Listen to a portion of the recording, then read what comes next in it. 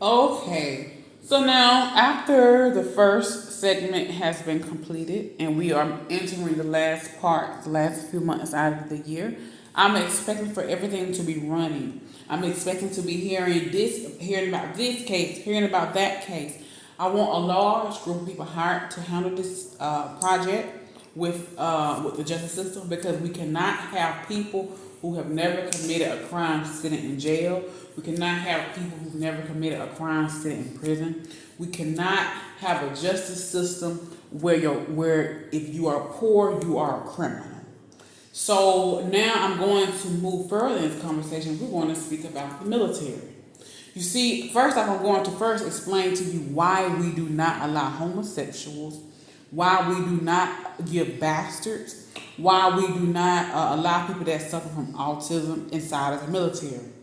You see, let's say if a day comes and I need to create an angel, one angel, and I need for this angel to do many, many great things. I'm going to find everybody that was in the military, and I'm going to get a drop of blood from every last one of you.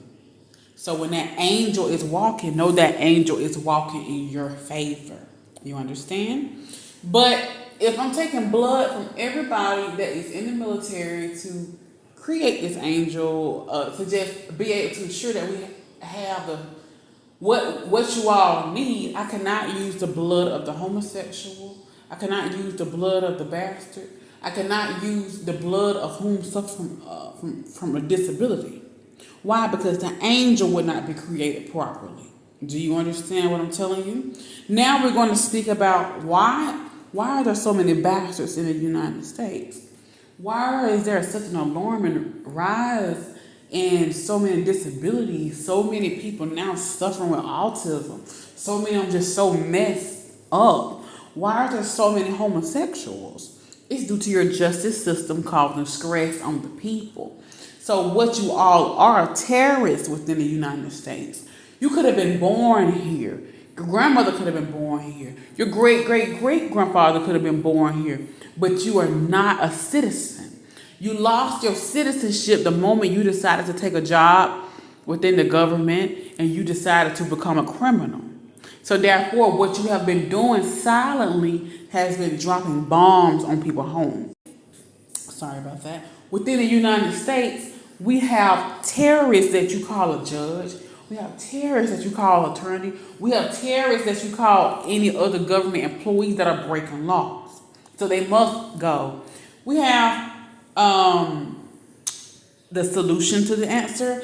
And again, the reason why I am giving the death penalty to so many of these judges and these other government officials because you are the enemy to the citizens of the United States. It's because of you we don't have the class of soldiers that we prefer to have in the military. It's because of you we don't have the teachers that we're supposed to have. It's because of you there's a shortage of doctors and nurses. Why? Because in their youth, people that were destined to become those doctors, people that were destined to become those soldiers, people were destined to become those teachers, people that was just destined to become the citizens that they were supposed to come, you attack their lives illegally. You understand? It's different when there's a huge difference between legal and illegal. When you destroy someone's life illegally and you did it with every ill will and intent to destroy that individual, you don't know who else's life you destroyed. You do not know who that child is that person that you destroyed life is raising. You don't know what's going on within their household, and so you are not of us.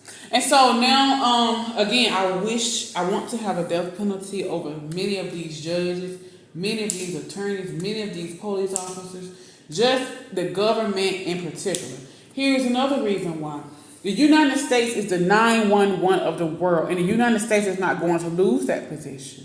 Now, I understand there are so many countries now that feel so entitled where they feel they can get up on a mic and speak down on the United States. I even witnessed so many countries. It was a country in Africa, which I don't know right now, and I seen you stand on top of a flag. I understand how disrespectful you all have become towards the United States. But then how can I fault you when I look at what is a judge and what is an attorney and now what you all have allowed to become the president over the United States? So therefore you're telling me you're out of control. You're telling me you're not mentally aware of the damages that you have caused. So now what I'm explaining to you all of how dangerous these judges and these attorneys and all these people are within any government, even dealing with CPS, just any position that is dealing with anybody's family where they can cause damages within a courtroom. So now we have other countries that are feeling that they are on your level and they are not. So I'm going to give you a small story about what can happen in the future if matters are not taken. If matters are not taken, and if the United States is attacked, because I see these people have come up with a program where they consider it called BRICS, from my understanding, where they're saying that they are going to devalue the American dollar. You understand? However, you're going to die. You see, people do not understand that everyone has copied the United States to be where they are today throughout the whole world. And we understand that the whole world hates the United States, right? Or for the small few that do, you're so loud and you're so toxic with your hate towards the United States, where I'm curious about why are we still sending these countries aid if you hate me so much? But then I look at what is considered to be a judge. I look at what's considered to be an attorney. I look at what's considered to be a CPS worker. I'm looking at what's considered to be a police officer. I'm looking at what you all have allowed to become a soldier. I'm looking at what you all have allowed to become a senator. I'm looking at what you all have allowed to become the president. So you are trying to overthrow the United States. That is why I call the death penalty out on their names. Because they're judges and attorneys, but every single time they go inside of a courtroom and they destroy someone's life illegally, or have cast down a punishment too harsh on an individual, they have destroyed the next generation. So they are not American citizens. They are the citizens of a third world country that have taken oath to sit over what is first world. You understand? So what we are doing, we are eliminating every third world mind that sits inside of a courtroom. We are eliminating everything that has a third world mind that is a CPS worker.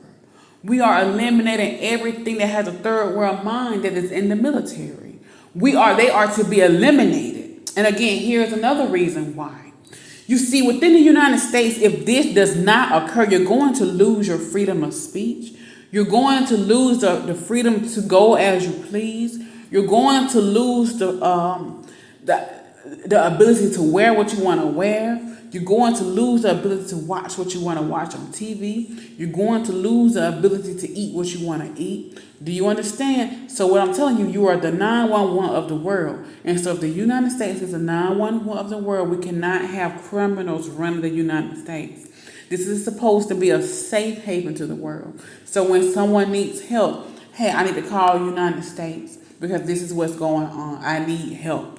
And the United States is to tend to what is occurring to you, because it's important that you all understand that is the United States job. You understand? And so I hear the many conversations where you speak about the American being arrogant. The American is this. Yes, the American is, because it has earned that title. It has earned that position to be cocky.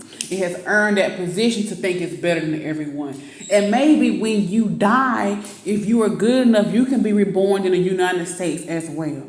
And so this damage that you all have attempted to do to the United States is not going to hurt the citizens within the United States. For instance, if a war is to come to the United States and great deaths are to occur in the United States, those souls don't go to hell. You understand? Those souls are already saved. But the ones that decided to do the attacking of the United States, your everyday will become hell. Do you understand? I want you to look at Africa right now. And I'm going to explain to you what Africa did a long time ago. You see, Africa, they threw all of their real powerful leadership into slavery out of pure jealousy because they wanted things that they were to not receive. They didn't understand that, oh, okay, these are the superiors. And because they are the superiors, they have this, they have that, they do this. And you're not allowed to do what the superior does. You understand? So they became angry with the superiors. They threw their superiors into slavery. So the reason why Africa suffers today is not due to white people coming onto the land and stealing. Africa suffers today from throwing their own leadership into slavery. You understand? So they are reaping what they sowed. Now, we're going to go a little further into this conversation of why I call on the death penalty. I'm not only calling death penalty not because they can destroy the United States, they can destroy the citizens, but it also can destroy someone's spiritual journey. So if someone has been born, God has called on this person to do this, to do that, but you have allowed your judges and attorneys to enter these people's lives and cause the harm and danger that you all caused. And so now this is a good soul. But because you have abused this individual so much, this soul now can stand a tendency to go to hell. And it is not a criminal. It's done nothing wrong. It's just been irritated. It has been bullied. It has been picked on. And so therefore, that is why I give you the death penalty. Now, again, so now let's go a little further in this conversation. So now let's speak about deadlines. Again, this must be done quickly. This must not wait years. This is something that after the first few months of being established and everyone has greeted each other and we have went through the first protocols together, because there are protocols that have to be taken to ensure everything is done properly. By the year of 2030, I want everybody released that is not a criminal. Because again, even though you can put chains on someone, you can put someone behind bars, and you make them think they have no power at all. If they are innocent of their crimes, God will flip your justice system upside down. Do you understand? So what we are doing is we are getting God's enemy out of power. Do you all understand? We cannot have what? Hate God and hate God's people in power. Now, once this has occurred, the whole world, again, I'm first going to say this, I apologize for what you all have witnessed from the United States government. That does not represent who we are as the people. Sometimes the people, we are working regular jobs. Sometimes as the people, we are stay-at-home moms. Sometimes as a regular people, we are gardeners. Sometimes as a regular people, we have personal businesses. Sometimes as a regular people, they're in. So what I'm telling you is, do not assume the justice system that you all are seeing being displayed across the screen represents us. It does not. Now, I have created a new system to overthrow the justice system that is currently being ran in the United States today. I overthrew this. Okay, I apologize about that.